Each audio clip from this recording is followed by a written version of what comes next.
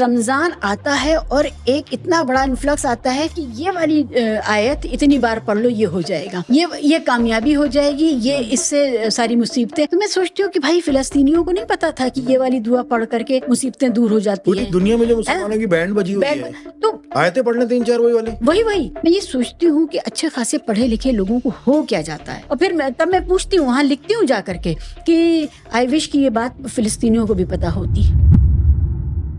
देखिए, सबसे बड़ी बात तो ये है कि धर्म का सिविलाइजेशन से दूर दूर तक कोई रिश्ता नहीं है, ठीक है। और धार्मिक सोसाइटी का सबसे बड़ा नुकसान ये है कि वो अंधविश्वास में बिलीव करते हैं।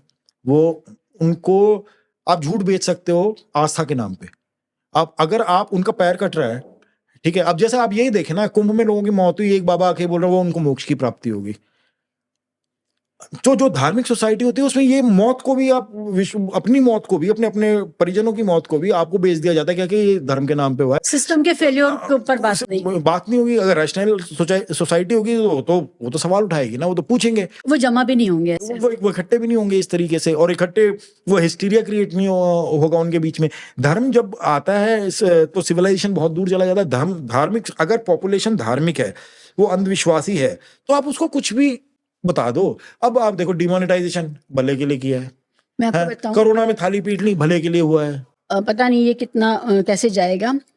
अच्छे भले लोग जो अदरवाइज उन पर जब मैं अपने सोशल ग्रुप में बता रही हूँ कि वो कुरान का जब जिक्र करेंगे कि होली बुक है और उसमें बहुत सारी अच्छी बातें हैं कि जीने का तरीका, दूसरों की मदद करना, पड़ोसी की मदद करना, ये वो बहुत बहुत विजडम वाली बातें उसमें से।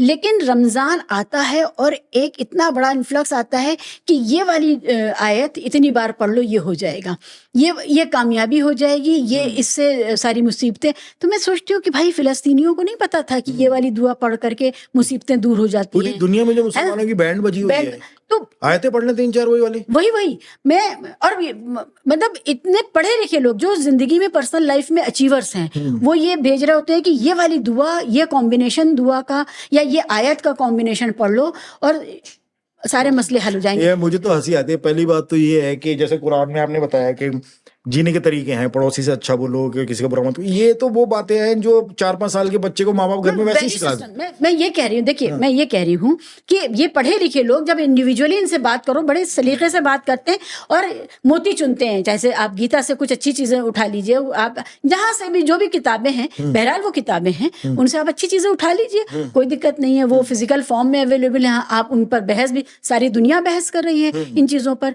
मेरा ये कहना है कि जब ग्रुप में, व्हाट्सएप में भी ग्रुप होते हैं ना, मैं देखती हूँ कि वो जो ये आता है खासकर रमजान में, या कि भाई ये वाली दुआ, ये कॉम्बिनेशन आयत ये पढ़ लो तो ये ठीक होगा।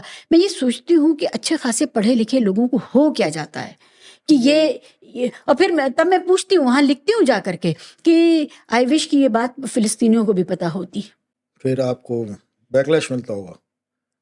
नहीं, बात ये है ना, देखें, as human, why is religion still there in people's life? I think कि रिलीजन ने एक सबसे बड़ा बेवकूफ़ जो इंसान को ये बनाया है, वो ये है कि उसने इंसानों के मन में ये यकीन दिला दिया है कि you are the centre of this universe. हाँ, बड़ा इगोइस्टिक अप्रोच है रिलीजन का। ऊपर वाले ने तुम्हें बनाया, वो तुम्हारे लिए बनाया पूरा ब्रह्मांड, जबकि ऐसा कुछ है नहीं। और people are scared to confront the idea that they will be dead one day. When you are dead, you are dead, the story is over. आप कुछ नहीं हो, आप खत्म हो गए, बस वो कहानी खत्म। But people are scared of that idea कि मैं एक दिन बिल्कुल मैं हूंगा ही नहीं यहाँ पे। तो वो ये सोच के बैठ रहते हैं, कहते हैं शरीर नष्ट हो जाएगा, आत्मा बचेगी, आफ्टर लाइफ है, गॉड है, जन्नत है, दोजक है, स्वर्ग है, नर्क है, यहाँ चले जाएंगे, वहां देखा जाएगा। तो उनका वो कंटिन्यू चलता रहेगा, अगला जन्म हो जाएगा, दूसरा जन्म हो जाएगी।